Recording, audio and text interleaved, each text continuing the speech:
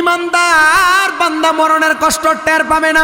বান্দা যখন ঘুমায়া যাবে, বান্দা ইন্তেকাল করার পর বান্দার রুহুটা এবার আজরাইল নিয়ে যাবে। ওই যে বেঈমানের রুহুটা প্রশ্ন করছিল, আজরাইল এত তাড়াতাড়ি কই নাও? তুমি যদি জানতা আমার লেগে কত কষ্ট যন্ত্রণাদায়ক শাস্তি রেডি করছে, তাহলে তুমি আমার এত তাড়াতাড়ি নিয়ে যাইতা না। তখন ইমানদার বান্দার রুহটা প্রশ্ন করবে, আজরাইল আমার এত আস্তে আস্তে কেন নিয়ে যাও? কেন? বলে তুমি যদি জানতা আল্লাহ তাআলা আমি ইমানদারের জন্য কত মহামূল্যবান নিয়ামত রেডি করে রাখছি, তাহলে তুমি আমাকে আরো তাড়াতাড়ি আমার নিয়ামতের সন্নিকটে নিয়ে যাইতা। নিয়ে যাওয়া হবে ইমানদারকে।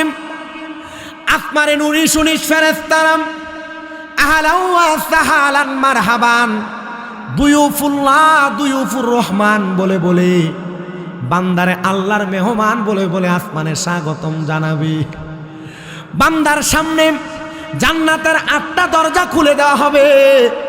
বান্দাকে বলা হবে, যেই দরজাটা তোমার পছন্দ সেই দরজা দিয়া তুমি জান্নাতে যাও। কিন্তু ইমানদার নেককার তাদের জন্য আমার আল্লাহ তাআলা একটা স্পেশাল জান্নাত রাখছে, স্পেশাল জান্নাত। আল্লাহ বলেন, ইন্নাল্লাযীনা আমানু ওয়া আমিলুস সলিহাতি উলাইকা হুম খায়রুল বারিয়া। আল্লাহ কয়, বান্দা নিশ্চয় যাহারা ঈমান আনে নেক আমল করে এরাই হইল দুনিয়ার সবচাইতে ভালো মানুষ। আল্লাহ তাদেরকে আপনি কি পুরস্কার দিবেন? সূরা বাইয়িনার শেষ আয়াত আল্লাহ বলেন, উহুম ইনদা রাব্বিহিম জান্নাতু আদনিন তাজরি মিন তাহতিহাল আনহার আল আনহারু খালিদিনা ফিহা আবাদা রাদিয়াল্লাহু আনহুম ওয়া রাদু আন যালিকা লিমান খাশিয়া রাব্বাহ। জবান খুলে উচ্চ কণ্ঠে জোরে জোরে পড়েন আল্লাহু আকবার। জাযাউহুম ইনদা রাব্বিহিম, আল্লাহর পক্ষ থেকে তাদের পুরস্কার হলো জান্নাতু আদনিন, জান্নাতুল আদন। আল্লাহ কেমন বলে, তাজরি মিন তাহতিহাল আনহার, এত সুন্দর ওই জান্নাতের নিচে দিয়ে নহর প্রবাহিত।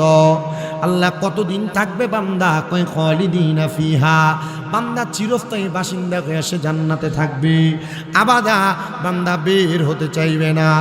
আল্লাহ তারা কারাম রাদিয়াল্লাহু আনহুম ওয়া রাদু আন, যারা আমি আল্লাহকে রাজি খুশি করছে এবং আমি আল্লাহ যাদের প্রতি রাজি খুশি হয়েছি, যারা আমার প্রতি রাজি খুশি হয়েছে তারাই ওই জান্নাতে থাকবে। আল্লাহ তারা কারা? আল্লাহ কয়, যালিকা লিমান খাশিয়া রাব্বা, যারা আমি আল্লাহকে সবচাইতে বেশি ভয় করে তারা। এবার আপনারা এক বাক্যে বলেন, আমরা পৃথিবীর কাউকে ভয় করি না, করি একজনকে, তিনি কি? আল্লাহকে ভয় করলেন মরণ ইমানদারের মতো ভালো মরণ হবে। এ বাবা, আল্লাহকে ভয় করেছেন হযরত সিদ্দিক আকবর, হযরত ফারুক আযম, হযরত ওমর ইবনে হযরত উসমান ইবনে আফফান। আল্লাহকে ভয় করেছেন হযরত আলী ইবনে আবি তালিব রাদিয়াল্লাহু তাআলা আনহুমা। তারা সবাই আল্লাহকে ভয় করেছেন। আল্লাহকে শুধু তারা ভয় করেন নাই, যারা মুসল্লিন, যারা আবিদিন, যারা নেককার বান্দা, যারা আবেদ বান্দা, তারাও আল্লাহকে ভয় করেছে। এমন একজন আবেদ বান্দা যার নাম হযরত বড় পীর আব্দুল কাদের জিলানী আল গিলানী আল ফেসানি রহমতুল্লাহ আলাই। উনি বলেন, ওনার একটা লিখিত কিতাব, নিজের লিখিত আল ফাতহুর রব্বানি ওয়াল ফায়জুর রহমানি, ওই কিতাবের মধ্যে 189টা বয়ান ওনার লিপিবদ্ধ করা। ওনার ওই কিতাবের মধ্যে সুন্দর করে উল্লেখ করে, আমি একদিন আমার ভক্তদেরকে নিয়ে আমি বসে রইলাম, আমার ভক্তরা তোমরা আমার কথাগুলো মনোযোগের সাথে শ্রবণ করো।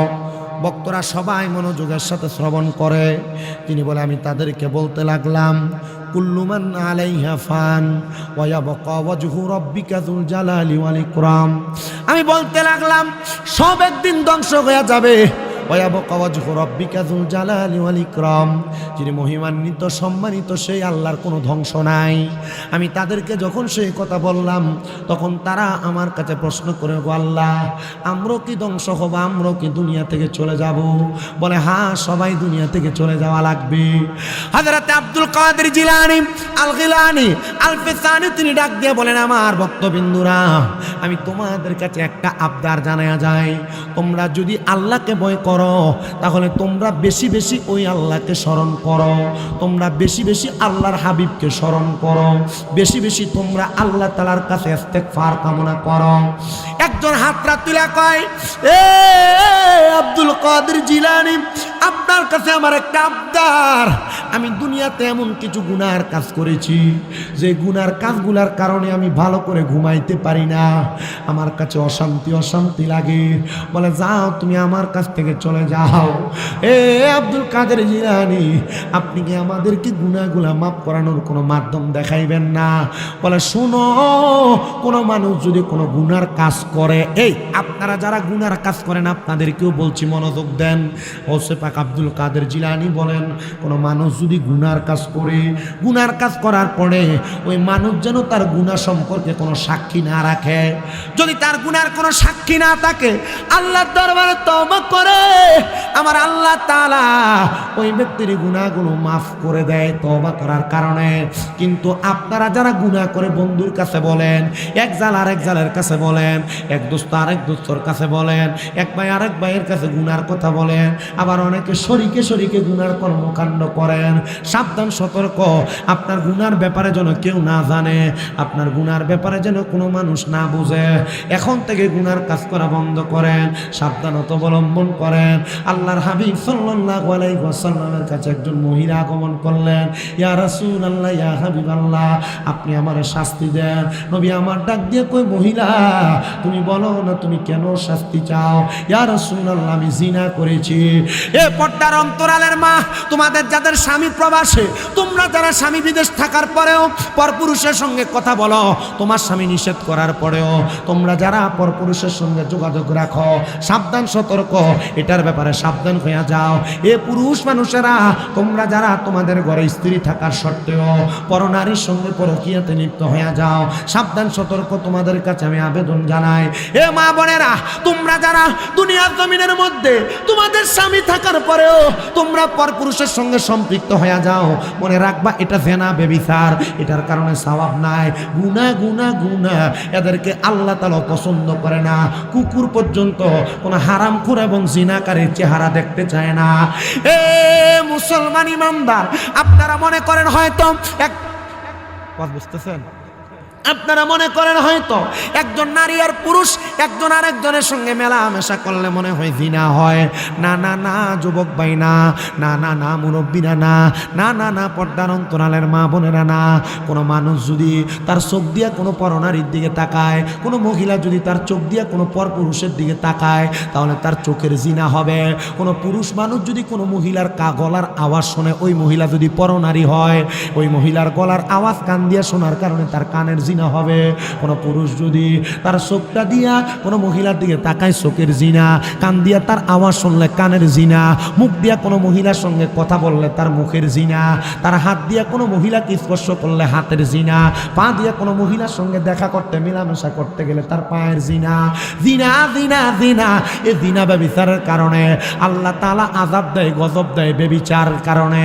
এই যে পরশুদিন ভূমিকম্প হয়ে গেল, এটার অন্য কোনো কারণ না, তিনটা মাত্র কারণ। হুজুর কি তিনটা কারণ?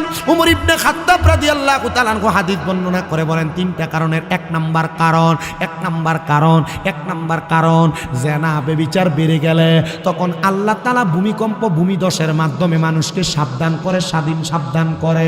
দুই নাম্বার কারণ হলো যখন গুনার কাজ বেড়ে যায় তখন আমার আল্লাহ তাআলা ভূমিকম্প ভূমিধস প্রদান করে। তিন নাম্বার কারণ হলো আল্লাহ নবী হারাস বলেছেন, হারাস নবীজি হারাস দ্বারা কি বুঝাইলেন?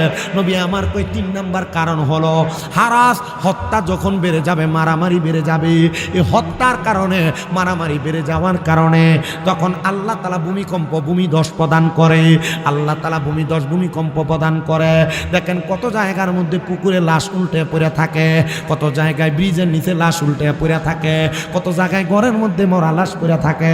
কুমিল্লা শহরের ঘটনা হয়তো আপনারা জানেন, 2টা মা মেয়েকে গলায় জবা করে ছুরি চালায় দিয়ে হত্যা করা হয়েছে।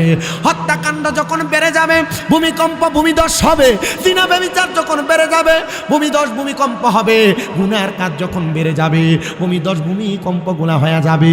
শোনেন মুসলমান ইমানদারেরা, আমি আপনাদের কাছে নবীর যে হাদিসে মুবারাকা শোনাইতেছিলাম, হযরত ওমর ইবনে খাত্তাব রাদিয়াল্লাহু তাআলা আনহু বলতেছেন, আমার নবীজির জবান মুবারক আমি শুনেছি, নবীজির কাছে একজন মহিলা আয়েশা ডাক দিয়া বলে, ইয়া রাসূলুল্লাহ, আপনি আমার শাস্তি প্রদান করেন। আমি জেনা করেছি, আমি ব্যভিচার করেছি।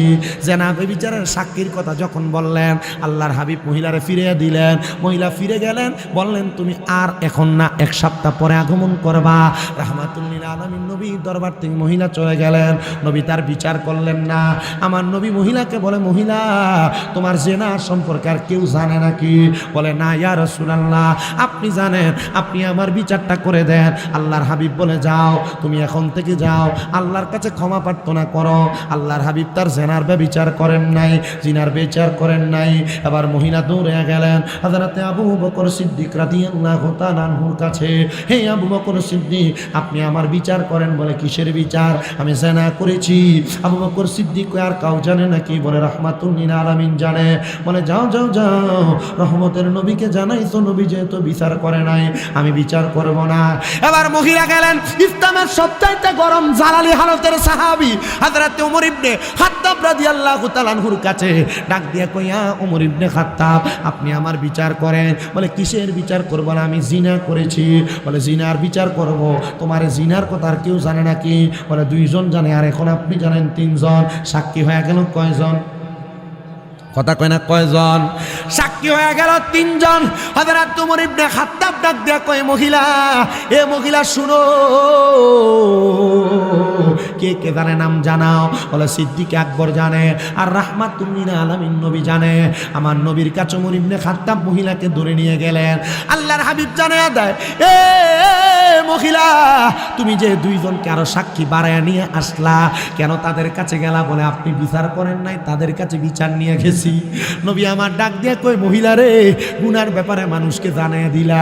আমি চাইছিলাম তুমি আল্লাহর দরবারে ক্ষমা প্রার্থনা করবা, যেন আল্লাহ তাআলা তোমারে ক্ষমা করে দেয়। তুমি যে তোমার গুনাহগুলোর ব্যাপারে মানুষকে জানিয়ে দিলা।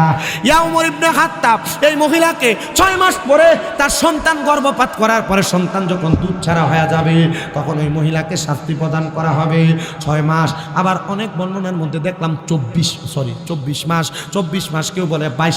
দায়িত্ব পালন করলে ওই সন্তানের মা বাবা সুন্দরভাবে ইন্তেকাল করতে পারবে। কিন্তু দায়িত্ব পালন করবে কিভাবে? আপনি আপনার সন্তানকে আপনার দায়িত্বগুলো পালন করে আপনি তারা শিক্ষা দেন নাই। যদি শিক্ষা দিতেন, তাহলে ওই সন্তান দুনিয়া আখেরাতে আপনাকে আমাকে সুন্দর জিন্দেগি দান করতেন, সুন্দরভাবে চালাইতেন। এবার আপনারা বলেন, মা বাবা সন্তানের হক আদায় করার দরকার আছে কিনা? খালি মা বাবার হক, সন্তান মা বাপরে বাদ দেয় না, সন্তান মা বাপরে খাওয়ায় না, সন্তান মা বাপরে মারে, এই ওয়াজ করলে চলবো? মা বাপেরও যে সন্তানের উপর হক আছে, জন্ম দিয়ে ছেড়ে দিলে চলবে নাকি? হকগুলো আদায় করতে হবে। তখন সন্তানের কাছে কিছু চাইবেন। দোকানদারে 20 টাকা দিবেন, 20 টাকার খরচ দিবে। 20 টাকা দিবেন না, খরচ দিবেন না, খরচ নিয়ে আসবেন, মাইর খাবেন। সেম অবস্থা, আপনি আপনার সন্তানের দায়িত্ব পালন করবেন, সন্তান আপনার দায়িত্ব পালন করবে। আপনি পালন করেন নাই, দায়িত্ব পালন করবে না। তবে কোনো সন্তান মা বাপ তোমার কম জায়গা দিছে, আরেকজনকে বেশি দিছে, এই চিন্তা কইরা মা বাপরে যারা বাদ দেন না, মা বাপরে যারা খাওয়ান না, আপনি জালেম। আপনি আল্লাহর দরবারে জালেম হিসেবে উঠবেন। আপনার চোখ 2টা ছিঁড়ে ফেলা হবে, আপনার ঠোঁটগুলো ওট পাখির মতো হবে। আপনি জান্নাতে প্রবেশ করার সময় ঠোঁটগুলা বাঁধা হবে, জান্নাতে যাইতে পারবেন না। যত রকমের নামাজ, রোজা, হজ, যাকাত, দান, সদকা থাকুক না কেন, আপনার জান্নাতে যাওয়া বন্ধ হয়ে যাবে একমাত্র মা বাবার প্রতি বেইনসাফ, মা বাপকে খানা না দেওয়া, মা বাবার প্রতি খারাপ আচরণ করার কারণে। আল্লাহ তাআলা আমাদেরকে এই দায়িত্বগুলো পালন করার তৌফিক দান করুন। পরে না আমি বলে, হুজুর মা বাপ মরে গেছে, দায়িত্ব কি পালন করব? আল্লাহর হাবিবকে প্রশ্ন করা হয়েছে, ইয়া রাসূলুল্লাহ, আপনি বলেন আমার মা বাপ যদি মারা যায়, হাল বাকিয়া মিন বিররি আবওয়াইয়া শাইউন আবার রুহুমা বিহি বাদা মাউতিহিমা, নবী আমার মা বাবা ইন্তেকাল করার পর আমার কোনো দায়িত্ব আছে? নবী বলে হ্যাঁ, একটা না দুইটা না 5টা দায়িত্ব। ইয়া রাসূলুল্লাহ কি? বলে 1 নাম্বার আসসালাতু আলাইহিমা, মা বাপ মারা যাওয়ার পর মা বাপের লেগে দোয়া করবা। কি করবা? দোয়া করেননি? করে। 2 নাম্বার আম্মা আব্বা ইন্তেকাল করার পর ওয়াল ইস্তিগফারু লাহুমা, আম্মা আব্বার জন্য ক্ষমা প্রার্থনা করবা। 3 নাম্বার ওয়া ইনফাজু আহাদিহিমা, আম্মা আব্বার ঋণ থাকলে পরিশোধ করবা, ওয়াদা থাকলে পূরণ করবা। 4 নাম্বার ওয়াসিলাতির রাহমিল্লাতি লা তুসালু ইল্লা বিহিমা, আম্মা আব্বার আত্মীয় স্বজনের সাথে সম্পর্ক বজায় রাখবা। 5 নাম্বার ওয়া ইকরামু সাদিকিহিমা, আম্মা আব্বার বয়সী মুরব্বীদেরকে সম্মান করবা, তাজিম করবা, আল্লাহ তাআলা তোমাদেরকে মাফ করে দিবে। বাবা মায়ের বয়সী মুরব্বীদের সাথে বেয়াদবি করা যাবে না, অসম্মান করা যাবে না, তাদের সাথে খারাপ আচরণ করা যাবে না। আল্লাহ তাআলা আমাদেরকে সে তৌফিক দান করেন। পড়ে না আমিন, আরো মোহাব্বতে পড়ে না আমিন। তো মায়ের দায়িত্ব সন্তানরে 24 মাস যদিও আলগা খানা খাওয়ায়, মিনিমাম 24 মাস সন্তানকে কি পান করাবে? দুধ পান করাবে, বুকের দুধ। শোনেন, রহমতের নবী কয় সন্তানের বয়স যখন 24 মাস হবে তখন এই সন্তানের মাকে পাথর নিক্ষেপ করে মা রজম করা হবে। কেমন রজম? ওই মহিলাকে গর্ত করে মাটির নিচে বুক পরিমাণ খাদায়া দেওয়া হয়েছে, দূর থেকে পাথর নিক্ষেপ করা হয়েছে, দূর থেকে পাথর নিক্ষেপ করা হয়েছে, দূর থেকে পাথর নিক্ষেপ করা হয়েছে। তখন পাথর নিক্ষেপ করার পর মহিলার গায়ের একটু রক্ত আরেকজন সাহাবার গায়ে যেয়ে পড়ছে। উনি আফসুস করছে, আহ একজন জেনাকারীর রক্ত আমার গায়ে লাগছে, আহ আফসুস আফসুস। রহমতের নবী বলে না, এ মহিলা জেনাকারী, তোমরা তাকে জেনাকারী বলে আহত করেছো, কিন্তু আমি দেখতে পাচ্ছি মহিলা জান্নাতি। ইয়া রাসূলুল্লাহ কেন? বলে মহিলা গুনাহ করার পর তার গুনার কথা বুঝার কারণে তাকে শাস্তি দেওয়া হয়েছে। আল্লাহ তাকে প্রথম শাস্তি 3 বার পাথর নিক্ষেপ করার সাথে সাথে মাফ করে দিয়েছে। আল্লাহর হাবিব সাল্লাল্লাহু আলাইহি ওয়াসাল্লাম ঘোষণা করছে ওই মহিলা জান্নাতি। আব্বাজি আপনাদের সবার কাছে আমার শেষ আবেদন থাকবে, আমরা মরবো ইমানদার হইয়া, বেঈমানের মতো মরতে চাই না। আল্লাহ তাআলা আমাদেরকে মা বাবার সব হক আদায় করার তৌফিক দান করেন। পরে না আমিন। মরহুম আমিন হোসেন সাহেবের সন্তানরা 5 ছেলে 3 মেয়ে, আমার হুজুর বলে গেল আগে শুনলাম। আল্লাহ তাআলা ওনার 5 ছেলে 3 মেয়ে নাতিনাতপুর যারা মিলেমিশে এত সুন্দর বাগান সাজায়, আল্লাহ প্রত্যেককে রাহমাতুল লিল আলামিন নবীর উসিলায় ক্ষমা করে দিন। পড়েন আমিন। প্রত্যেকের ব্যবসা বাণিজ্যে কাজকর্মে বরকত দান করুন। পড়েন আমিন। সবাই পড়েন আল্লাহ আল্লাহ আল্লাহ লা ইলাহা ও আল্লাহ আল্লাহ আল্লাহ আল্লাহ পাকের প্যারা হাবিবি মুহাম্মদ রাসূল, সকল সৃষ্টির মূলে যিনি, সৃষ্টির আদি মূল নবীজি। আল্লাহ আল্লাহ আল্লাহ ইল্লাহ আল্লাহ আল্লাহ লা ইলাহা আখির সব কুছ জানে দেখে বাঈদ করিব, গায়ব কি খবর দেনে वाला अल्लाह का हबीब नबी जी। अल्लाह अल्लाह ला इलाहा অবশেষে মানব ভেসে নূরের নবী আসলেন ধরায়, আসুন সবাই দাঁড়াইয়া সালাম জানাই।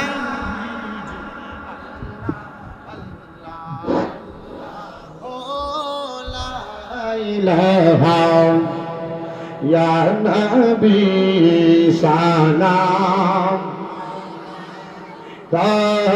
या रसूल सलाम, या हबीब सलाम अलैका सलावतुल्लाह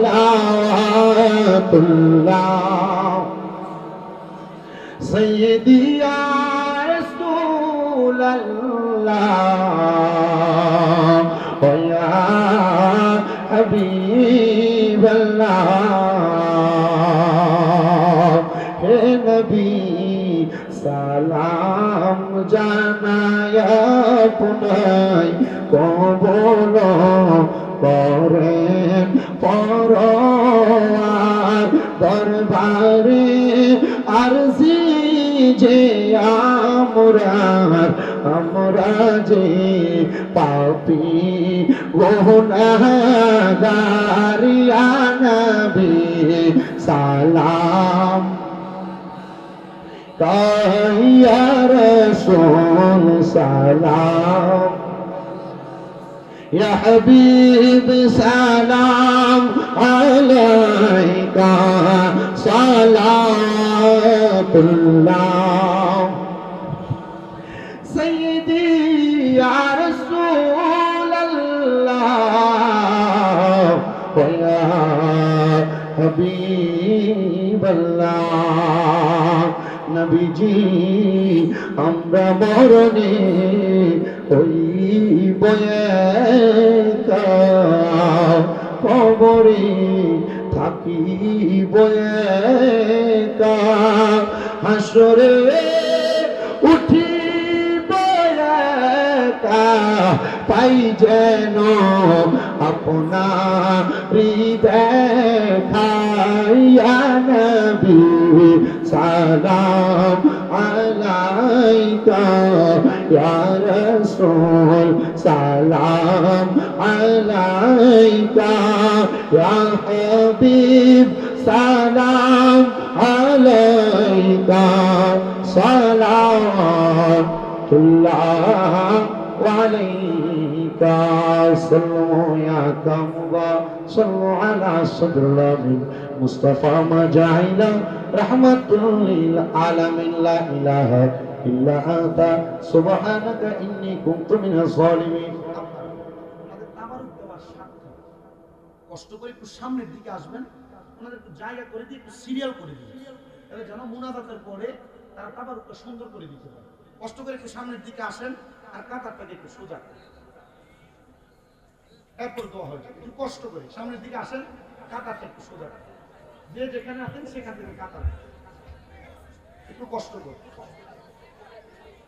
একটু কষ্ট করে। কাতার সোজা করা ছাড়া বসেন না ভাই, কাতার সোজা করা ছাড়া বসেন না। আপনারা কষ্ট করে কাতার সোজা রাখেন। ইবলিস ভাই কোথায়? ইবলিস ভাই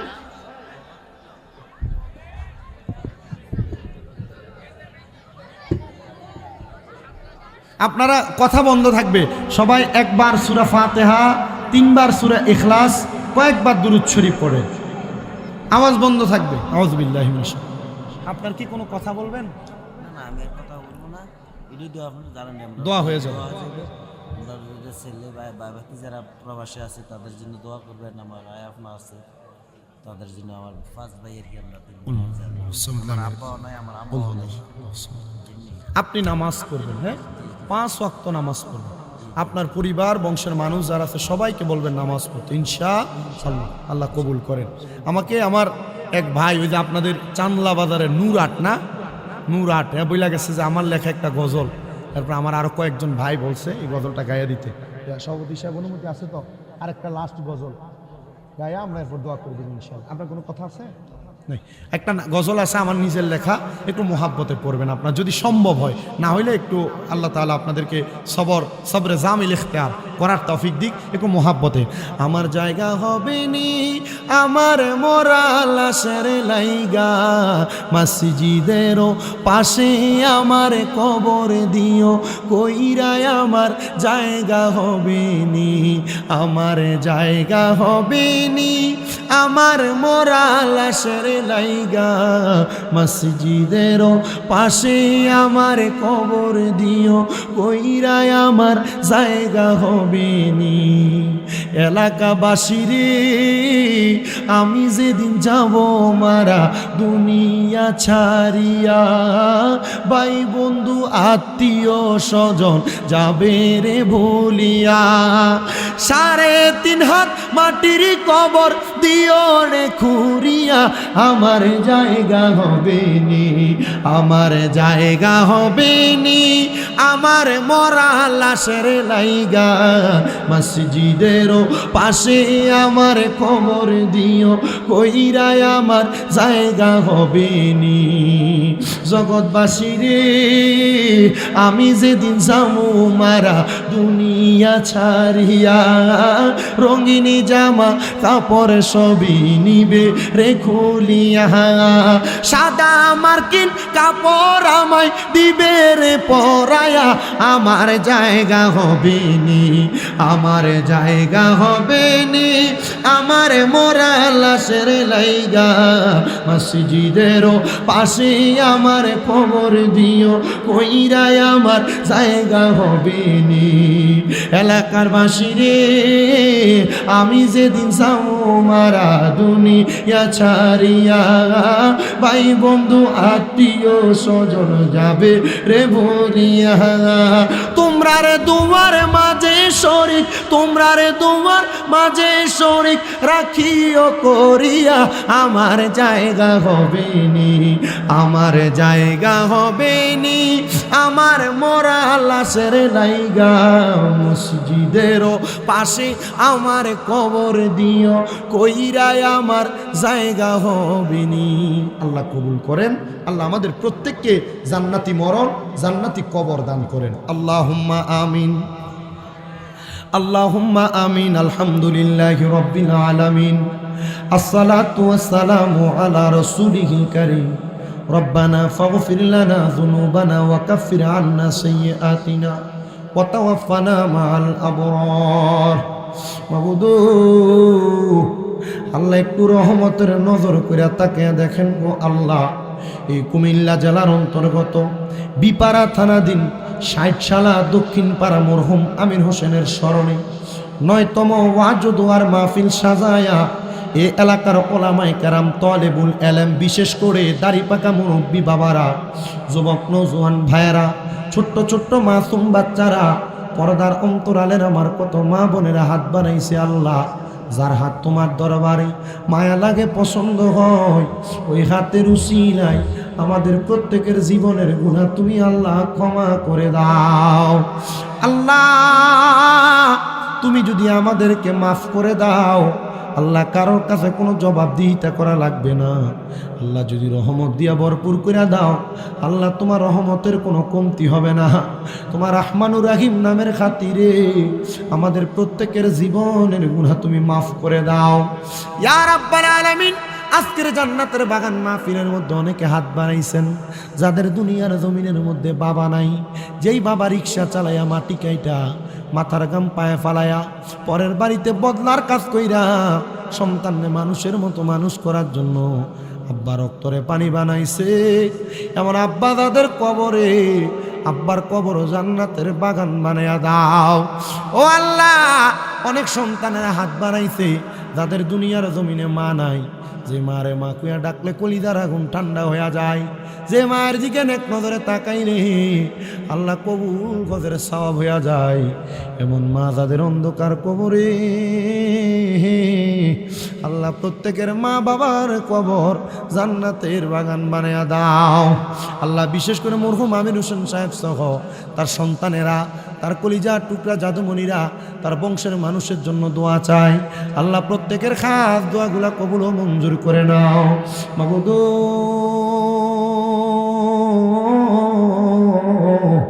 যাদের মা বাবা কবরে প্রত্যেকের মা বাবার কবর জান্নাতের বাগান বানিয়ে দাও, যাদের মা বাবা বেঁচে আছে হায়াতে তৈয়বা নসিব করে দাও, যাদের মা বাবা অসুস্থ পরিপূর্ণ সুস্থতার নিয়ামত দান করো। আমার আম্মা জান আজকে 7 মাসের উপর অসুস্থ অবস্থায় আছে আল্লাহ, মাপ চাই তোমার দরবারে, আমার আম্মা জানকে তুমি সুস্থতার নিয়ামত দান করো আল্লাহ। ফরিয়াদ তোমার দরবারে।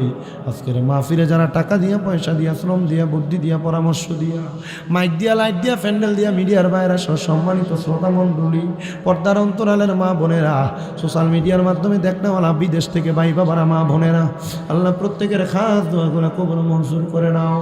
ও আল্লাহ, অনেক প্রবাসী ভাইয়েরা বিদেশ থেকে দোয়া চাই, আল্লাহ আমার প্রবাসীদের খাস দোয়াগুলো কবুল মঞ্জুর করে নাও। আল্লাহ বিশেষ করে যাদের চাকরি নাই, কাজকর্ম নাই, ব্যবস্থা করো। যারা পড়ালেখা করে বিদ্যা বুদ্ধি বাড়াইয়া দাও, মানে সম্মান ইজ্জতে জিন্দিগি নসিব করে দাও। আল্লাহ অনেকে অসুস্থ, শেফা দান করো। অনেকে বিমারে আছে, আল্লাহ বিপদে আছে, তাদেরকে উদ্ধার করো। বিশেষ করে গরিবনী এ সোনার বাংলাদেশের উপর তোমার খাস রহমত বরকত দান করো। ফিলিস্তিনের গাজার মুসলমানদেরকে তুমি উদ্ধার করো। আল্লাহ বিশেষ করে সুদানের মুসলমানরা নির্যাতিত, তাদেরকে হেফাজত করো। আল্লাহ আমার ইদ্রিস মিয়া সহ, তার ভাইরা সহ, তার বোনরা সহ, তার ভাই ভাতিজা সহ, সন্তানটাও দোয়া চাইছে, আল্লাহ প্রত্যেককে তুমি কবুল ও মঞ্জুর করে নাও। ওয়াদের মধ্যে যা নসিহত হয়েছে তা মানার তৌফিক দাও। আল্লাহ যা থেকে গুনাহ হবে আমাদেরকে বর্জন করে আমলে জিন্দিগিতে বাস্তবায়ন করার তৌফিক দান করে দাও। ও আল্লাহ, পর্দার অন্তরালের কত মা বোনেরা দোয়া চায়, আমার মা বোনদের খাস দোয়াগুলা কবুল ও মঞ্জুর করে প্রত্যেকের মরণের আগে বারবার মক্কা মদিনা তাওয়াফ জিয়ারত নসিব করায়া আখিরি জাবানে মধুর কালেমা পড়াইয়া দিয়েন লা ইলাহা ইল্লাল্লাহু মুহাম্মাদুর রাসূলুল্লাহ সাল্লাল্লাহু আলাইহি ওয়াসাল্লাম। আসসালামু আলাইকুম ওয়া রাহমাতুল্লাহি ওয়া বারাকাতুহু ওয়া মাগফিরাতুহু।